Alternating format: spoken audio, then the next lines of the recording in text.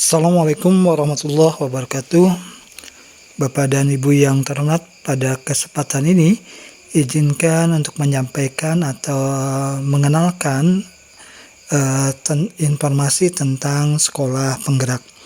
Sumber informasi yang disampaikan ini adalah sumbernya dari bahan paparan Direktorat KSPS Kemendikbud. Bapak dan Ibu yang terhormat, sekolah penggerak ini bukanlah sekolah unggulan. Sekolah penggerak ini tidak mengubah input, namun sekolah penggerak ini mengubah proses dan meningkatkan kapasitas sumber daya manusia. Kedepannya, semua sekolah akan menjadi sekolah penggerak. Sekolah penggerak ini sebagai katalis. Sekolah penggerak adalah katalis untuk mewujudkan visi pendidikan Indonesia. Sekolah penggerak ini diharapkan sekolah yang berfokus pada pengembangan hasil belajar siswa secara holistik untuk mewujudkan profil pelajar Pancasila. Dan sekolah penggerak ini diawali dengan sumber daya manusia yang unggul, yaitu kepala sekolah dan guru yang unggul. Gambaran akhir dari sekolah penggerak secara umum, yaitu hasil belajarnya di atas level yang diharapkan. Lingkungan belajarnya aman, nyaman, inklusif, dan menyenangkan. Pembelajarannya berpusat pada murid. Refleksi diri dan pengimbasannya yaitu berupa perencanaan program dan anggaran berbasis refleksi diri, refleksi guru, dan perbaikan pembelajaran terjadi. Sekolah melakukan pengimbasan. Program sekolah penggerak terdiri dari 5 intervensi yang saling terkait dan tidak bisa dipisahkan. Sekolah penggerak ini untuk mewujudkan profil pelajar Pancasila.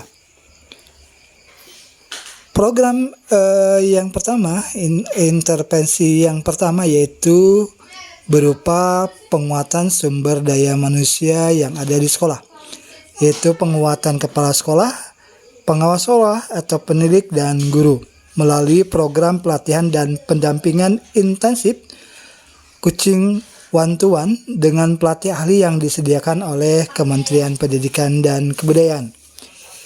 Intervensi yang kedua, pembelajaran dengan paradigma baru, yaitu pembelajaran yang berorientasi pada kompetensi dan pengembangan karakter yang sesuai nilai-nilai Pancasila melalui kegiatan pembelajaran di dalam dan luar kelas. Intervensi yang ketiga, perencanaan berbasis data, yaitu manajemen berbasis sekolah, perencanaan berdasarkan refleksi diri sekolah. Intervensi yang keempat yaitu digitalisasi sekolah, berupa penggunaan berbagai platform digital bertujuan mengurangi kompleksitas, meningkatkan efisiensi, menambah inspirasi dan pendekatan yang disesuaikan. Berikutnya berupa pendampingan konsultatif dan asimetris, yaitu program kemitraan antara Kemendikbud dan pemerintah daerah, di mana Kemendikbud memberikan pendampingan implementasi sekolah penggerak. Intervensi yang pertama yaitu pendampingan konsultatif dan asimetris, yaitu berupa program kemitraan antara Kementerian Pendidikan dan Kebudayaan dan pemerintah daerah, di mana Kementerian Pendidikan dan Kebudayaan memberikan pendampingan implementasi sekolah penggerak.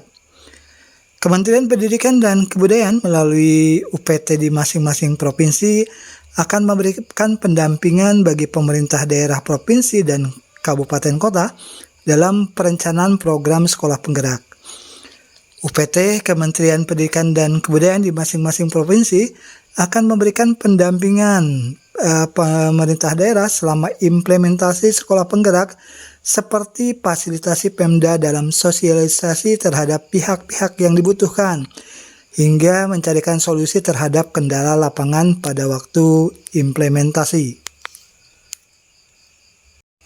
Intervensi yang kedua yaitu penguatan sumber daya manusia di sekolah, berupa penguatan kepala sekolah, pengawas sekolah, penilik, dan guru, melalui program pelatihan dan pendampingan intensif atau coaching one-to-one dengan pelatih ahli yang disediakan oleh Kementerian Pendidikan dan Kebudayaan.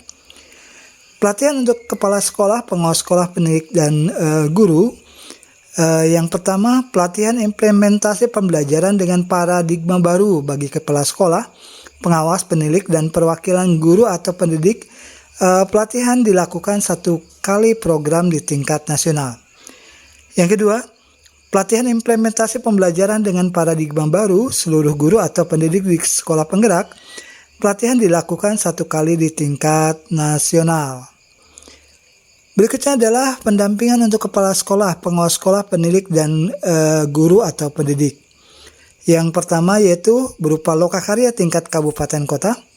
Yang kedua, belajar melalui komunitas praktisi bagi kepala sekolah, pengawas sekolah, penilik, dan guru atau pendidik.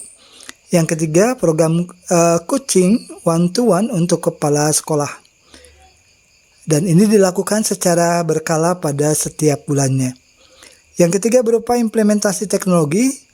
Yang pertama, literasi teknologi. Yang kedua, platform guru, profil dan pengembangan kompetensi. Yang ketiga, platform guru berupa pembelajaran. Yang keempat, platform sumber daya sekolah. Dan kelima adalah platform rapor pendidikan. 1 pelatih ahli ini untuk 5-7 kepala sekolah. Pelatih ahli akan mendampingkan guru sekolah secara berkelompok. Intervensi yang ketiga yaitu pembelajaran dengan paradigma baru. Pembelajaran dengan paradigma baru dirancang berdasarkan prinsip pembelajaran yang terdiferensiasi, sehingga setiap siswa belajar sesuai dengan kebutuhan dan tahap perkembangannya. Nah,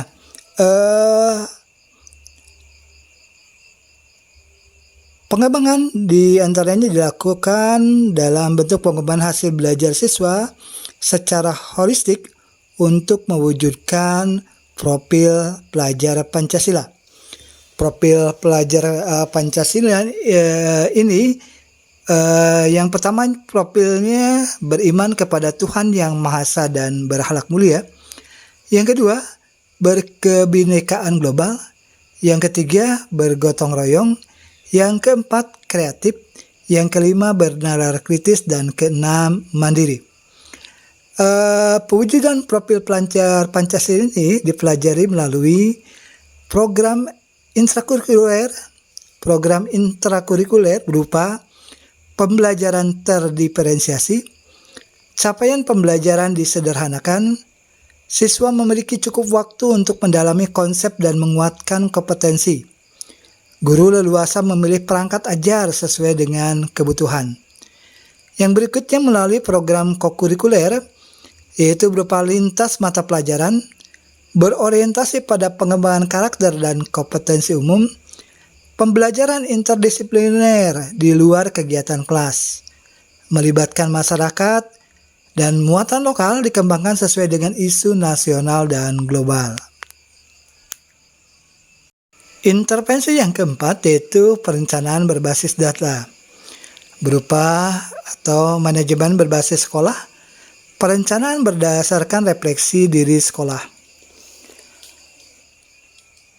Yang dilakukan yaitu diantaranya adanya laporan atau potret kondisi mutu pendidikan.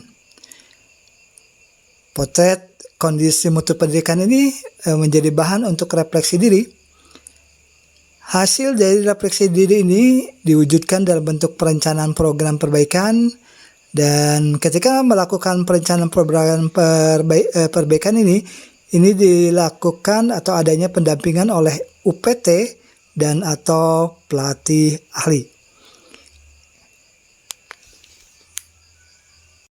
Intervensi yang kelima berupa digitalisasi sekolah, yaitu penggunaan berbagai platform digital yang bertujuan mengurangi kompleksitas, meningkatkan efisiensi, menambah inspirasi dan pendekatan yang customize. Digitalisasi sekolah ini berupa platform guru, yaitu profil dan pengembangan kompetensi guru, yang berupa alat bantu guru untuk meningkatkan kompetensi melalui pembelajaran berbasis microlearning dan habituasi. Berikutnya adalah platform guru berupa pembelajaran, yaitu alat bantu guru untuk menjalankan pembelajaran kompetensi holistik dan pembelajaran terdiferensiasi. Berikutnya, platform sumber daya sekolah untuk meningkatkan fleksibilitas, transparansi, dan akuntabilitas dalam manajemen sumber daya sekolah. Berikutnya adalah dashboard rapor pendidikan. Dashboard rapor pendidikan ini memotret kondisi mutu pendidikan secara akurat dan otomatis, dirujuk untuk evaluasi dan perencanaan. Program sekolah penggerak ini dilakukan terintegrasi dengan ekosistem sehingga seluruh sekolah di Indonesia menjadi sekolah penggerak. Perencanaannya pada tahun ajaran 2021 sampai dengan 2022 ini dilaksanakan pada 34 provinsi, pada 111 kabupaten kota dengan 2.500 sekolah penggerak. Tahun ajaran 2022-2023 ini ada di 34 provinsi, di 250 kabupaten kota dengan rencana 10.000 sekolah penggerak. Tahun ajaran 2023-2024 di 34 provinsi dengan 514 kabupaten kota dengan rencana 20.000 sekolah penggerak.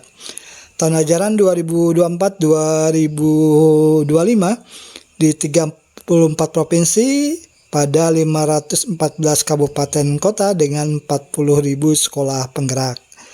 Nah, kemudian tahun ajaran 2000 sekian sampai 2000 sekian di 34 provinsi pada 514 kabupaten kota dengan penambahan jumlah sekolah penggerak.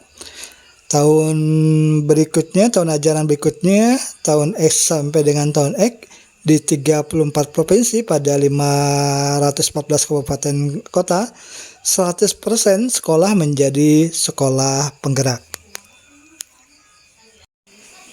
Bapak dan Ibu yang terhormat, demikian informasi tentang sekolah penggerak. Semoga menjadi tambahan pengetahuan dan wawasan kita dalam mempersiapkan sekolah kita untuk menjadi sekolah penggerak. Terima kasih atas perhatiannya. Mohon maaf bila ada salah dan keliru. Wassalamualaikum warahmatullahi wabarakatuh.